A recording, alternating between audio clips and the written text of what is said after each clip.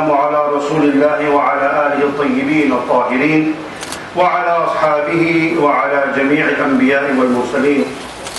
يا أيها الذين آمنوا اتقوا الله ولتنظر نفس ما قدمت لغد واتقوا الله إن الله خبير بما تعملون.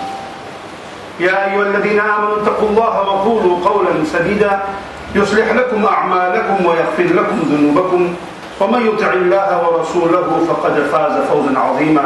أما بعد فقد قال الله تعالى في القرآن المجيد والفرقان الحميد بعد أعوذ بالله من الشيطان الرجيم بسم الله الرحمن الرحيم ولولا دفع الله الناس بعضهم ببعض لهدمت صوامع وبيع وصلوات ومساجد يذكر فيها اسم الله كثيرا ولينصرن الله من ينصره إن الله لقوي عزيز. صدق الله العلي العظيم.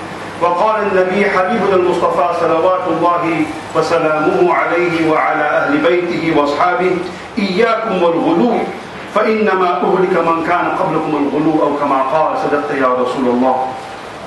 In the name of Allah, most gracious, most merciful, all praise is due to our Creator, our Cherisher, our Nourisher and our Sustainer. I bear witness there is none worthy of worship but Allah. And I bear witness that I believe in all the prophets who came in the great line of divine. And I bear witness that Prophet Muhammad ibn Abdullah, Rasulullah sallallahu alayhi wa alihi wa sallam, is the founder of all the emissaries of Allah. Beloved brothers and sisters in Islam, and those of you who may not be of the Muslim faith, our friends and visitors, beloved brothers and sisters in humanity, I greet you with the Islamic universal greeting of peace. May the peace, the mercy and the blessings of Allah be upon each and everyone present here on this auspicious day of Friday. Assalamu alaikum wa rahmatullahi ta'ala wa barakatuh. We are proud indeed to be part of a faith tradition which is titled and called Islam. Islam, from its very root, its very essence, its very name, implies salam and taslim. On the one hand, it implies peace.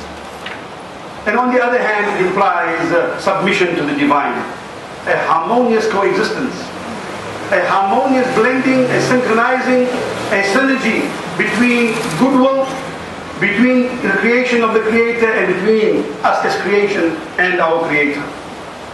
And therefore in this salam and taslim, peace is fundamental. Peace in Islam is a standard.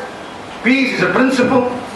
And each person of faith has the moral obligation to maintain peace without in any way, of course, compromising on truth or on justice. Islam invites, in fact, to subul as-salam, the way of peace. Peace of mind, peace of conscience, peace in the family and in society, peace with Creator, peace with His creation.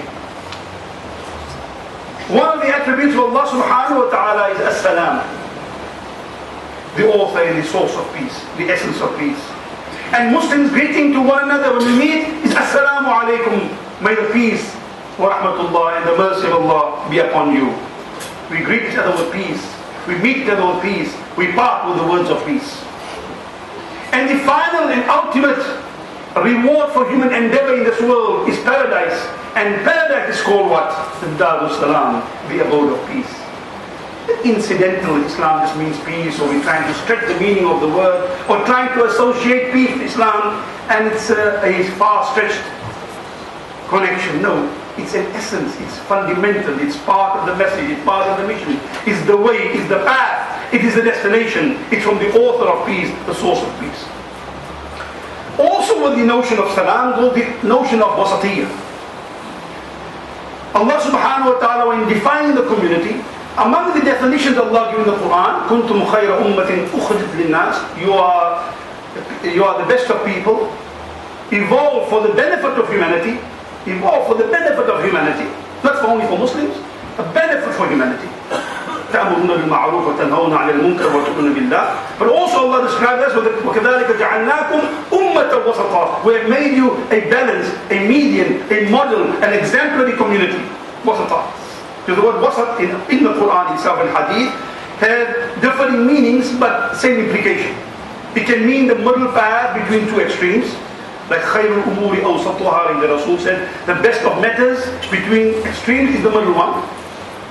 It can also imply balance an example, like in the case of this verse, it also implies the best of things to do among the choices that you have, the best thing to do, or the best person in a situation.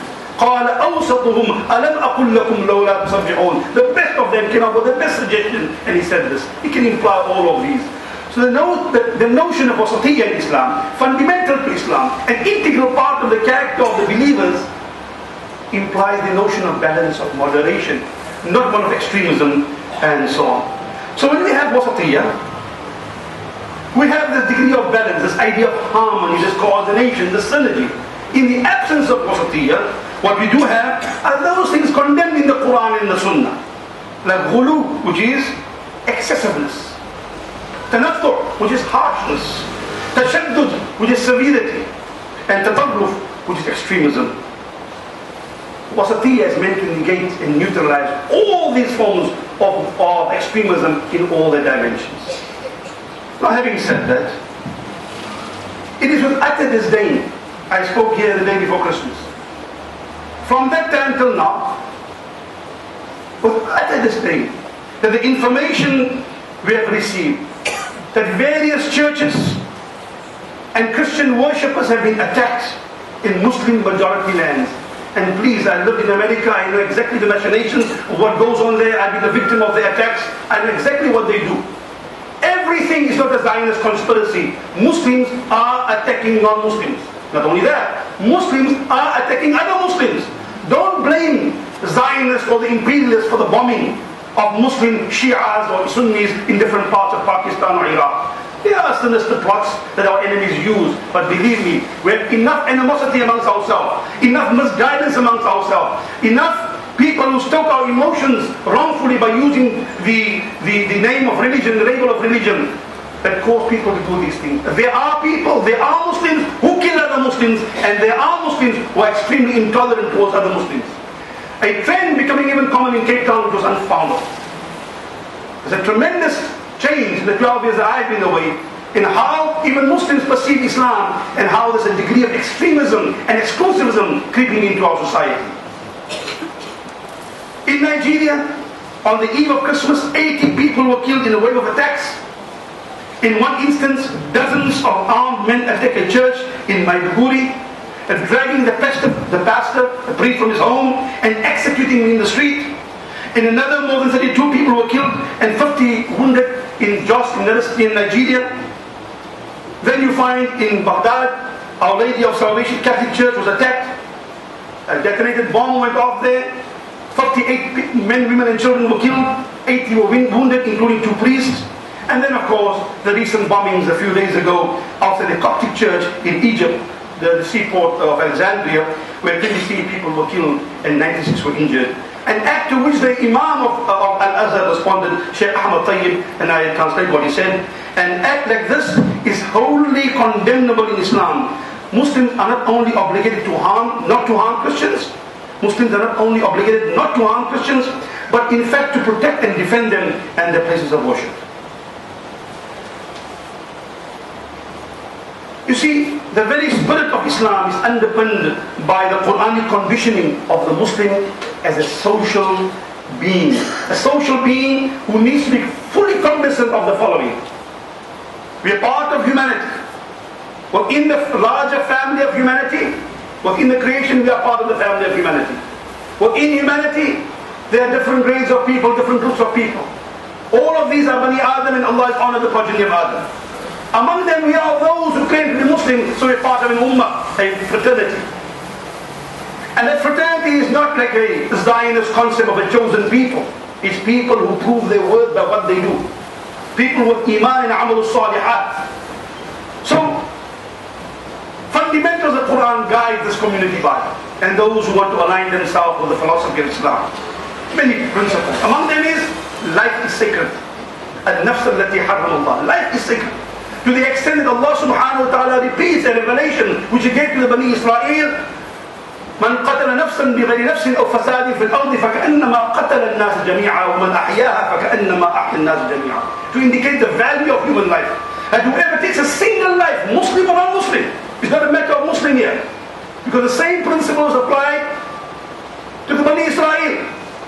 Whoever takes a single life without justification, in the estimation of Allah, it is as if you have killed the entire humanity. Not only that, the verse goes on to clarify. And whoever saves a life, in the estimation of Allah, is as if he has saved the whole of humanity. Also, we have been advised and encouraged يَدْرَؤُونَ بِالْحَسْنَةِ السَّيِّئَةِ that you repel, replace, overcome evil with goodness, not evil with evil, and force with force necessarily.